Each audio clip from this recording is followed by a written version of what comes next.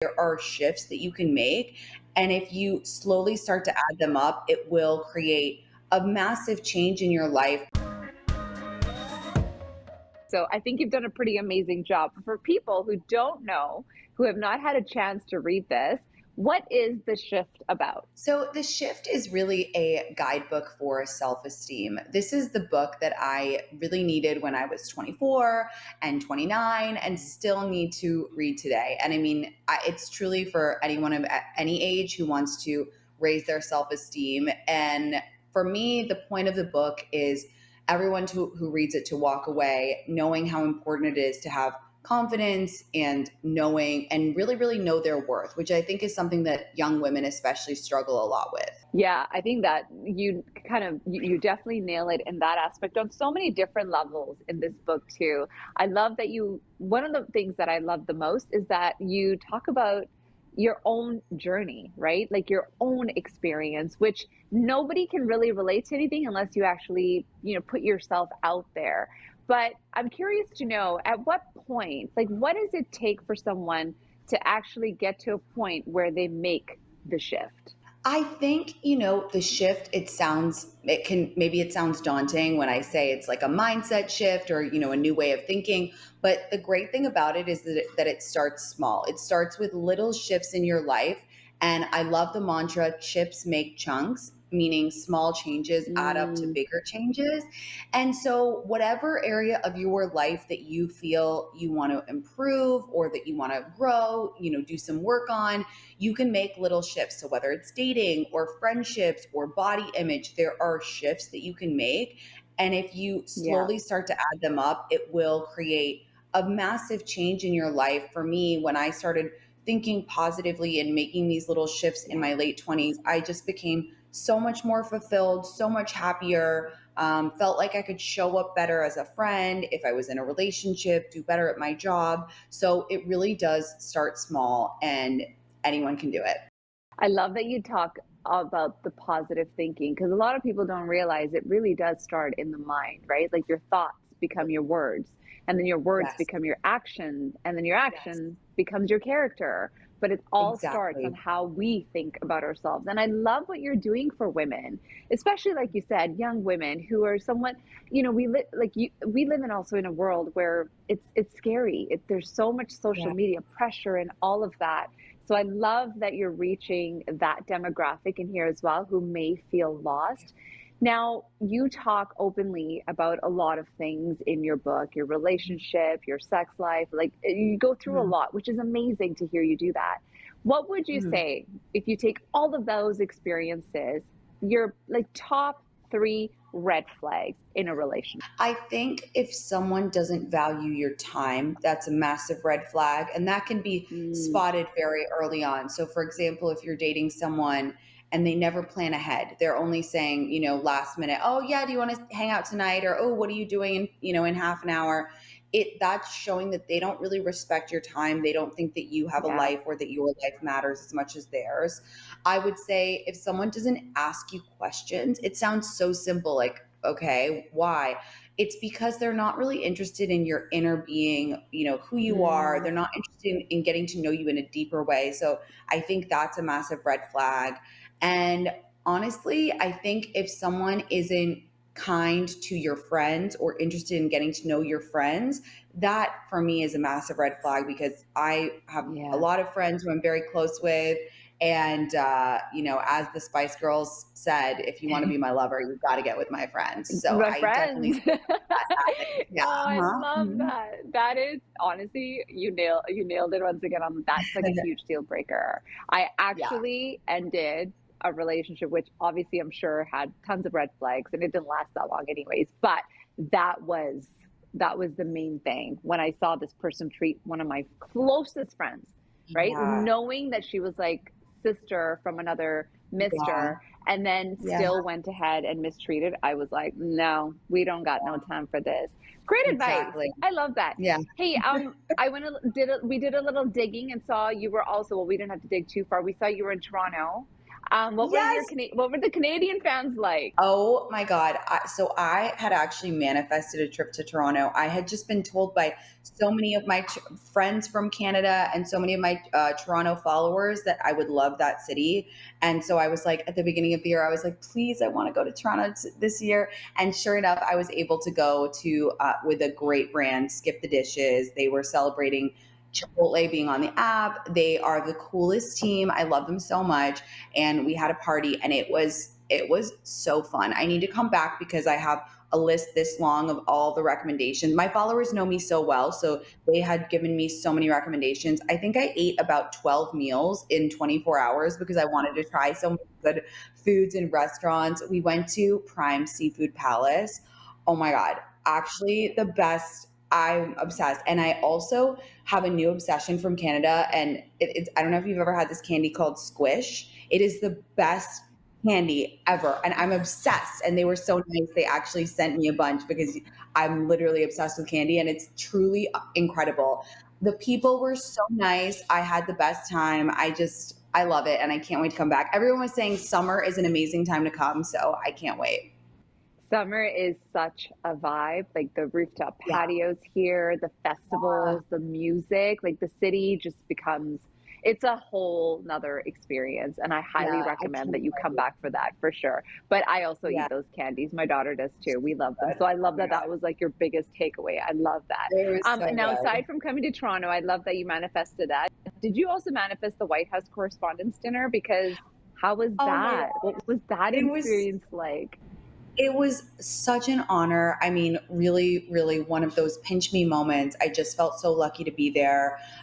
It was such a cool weekend, and just being in the same room as all of these incredible journalists who work tirelessly to bring us the truth, and just get a window into their world. And the inner workings of that industry was incredible. And I mean, it was amazing, and I just had the best time. And obviously, getting to hear the president speak was just incredible. So one of those moments where I was like, this is very, very cool. I'm very, very lucky. Definitely a pinch me moment, but I feel like you're having a lot of pinch me moments as well, which, listen, rightfully, you have worked very hard to get to this point. So it's not really a pinch me. It's almost like, at some point to a certain point, we get to this place in our career where things just kind of start to come together. Yeah. And I think a lot of those things are coming together for you. I love when you have your take on, which couple kind of works together. You were at Yeah. Miami. You were in Miami for F1. Yes. First of all, Yes. did you see Tom Cruise and Shakira? Like, were in the same air as those two? No, I was, and I didn't see them. And I think it was because I was so starstruck with all the F1 people that for once I actually wasn't looking for those celebrities. And it was Right. such a fun weekend. I mean, so cool to go with Red Bull. Obviously, they're killing it right now. I got to meet Checo, who's at the top of his game. I mean, Red Bull getting first and second is just like, it's insane. And Miami is wild. Miami is so, so wild. I said I think Miami is actually more wild than Las Vegas, and I really stand by that. It is a crazy town. It's like Europe. They eat dinner at 10:30. When I'm at home alone, I eat dinner at 5:30. Like, just being honest with you, and they're like, yeah, we have like 10:30 dinner reservation. I was like, I'm gonna need another coffee. Like, oh my God. And then they party until 6 a.m. But I love that for them. I love Wow. Miami. The only difference between Miami and Vegas is whatever happens in Miami doesn't stay in Miami. You know what I'm saying? Exactly. Exactly. So you've got to be Exactly. careful. What is your take though? I mean, I saw the whole photo of Tom Cruise and Shakira, and I was like, you guys, just because they're photographed together, can we not just like lean into this? But I don't Yeah. know. Like, what is your thought on that couple if that was to be an actual couple? I don't even know if I saw the photo of them together, but I don't know if they would be a match. Just because I feel like Shakira is very wild and free. She's a free spirit. We love that about her. She just, she's an icon. And Tom Cruise, amazing guy, amazing actor, but not really someone I associate with being like a free spirit. Do you know what I mean? So I don't know about that pairing for me. And I know Shakira's just went through some divorce, and like her ex is being shady and weird, and we hate that for her. So I only want the best for Queen Shakira. Like, I want her. she needs the shift. We can Shakira, send her a she copy. needs this. Yeah. So I want someone like really, really hot and good for Shakira. Not that I Tom's not agree, hot, too. but you know what I mean. I know exactly. The energy level just Exactly. doesn't match. Yeah. You're totally right. They're both great, but their energy just doesn't match. I love some of the collaborations that you do as well. We see Gwyneth Paltrow popping up on your TikTok. Who's like the next celebrity or star that you would like to collaborate with? Okay, I'm a massive Adam Sandler fan. Like I'm like grew up watching his movies. I'm obsessed with him. I would love to do anything with Adam Sandler, whether it's a content collab, whether I could help write a movie, whether I could help. I don't know. I would literally do anything. I would get coffee for him. I don't care.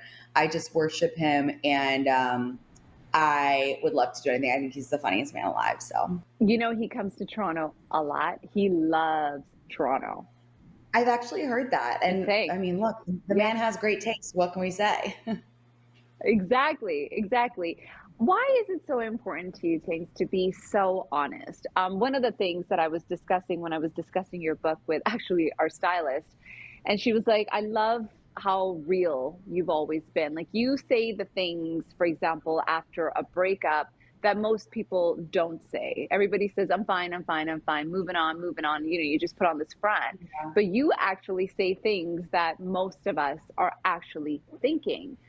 Why has that been so important for you from day one? I think that when I was in my 20s, I just didn't have an influencer that I looked up to who felt like more like me, you know? Like I think that it's good that there's so many different types of influencers so everyone can find one that they relate to, but I didn't find an influencer who was talking about that kind of stuff, and therefore I often felt like I was the odd one out. I was like, I'm a freak because I feel like this and this, or like I'm a loser because like I don't have a perfect body and a perfect boyfriend and a perfect house.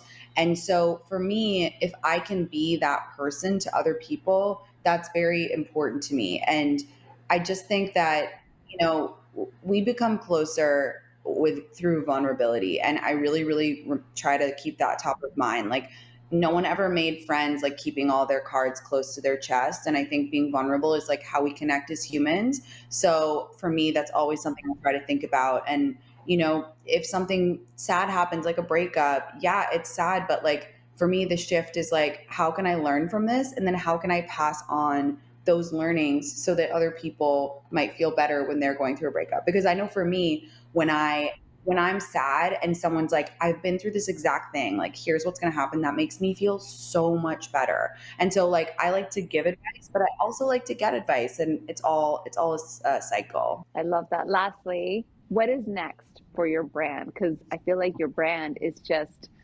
exploding or already has. Like, but You're what's like so that next sweet. thing that Tinx Thank would like you. to take on in this world? Gosh, I think, you know, I really just want to continue connecting with my audience. Like it is the privilege of my life to have this community, and I think what I would like to do is find new ways, new mediums to connect with them, long form video, you know, movies, TV, something like that.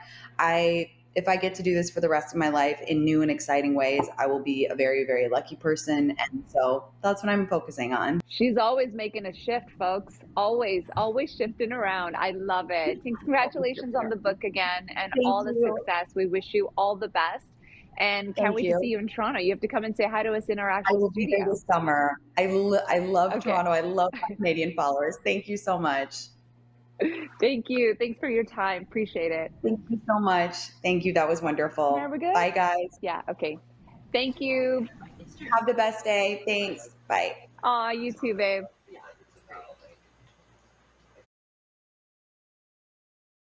Like the video? Then hit the button, or better yet, drop us a comment. Then check out our latest videos here. And don't forget to subscribe by hitting the button here for more celebrity interviews and entertainment news.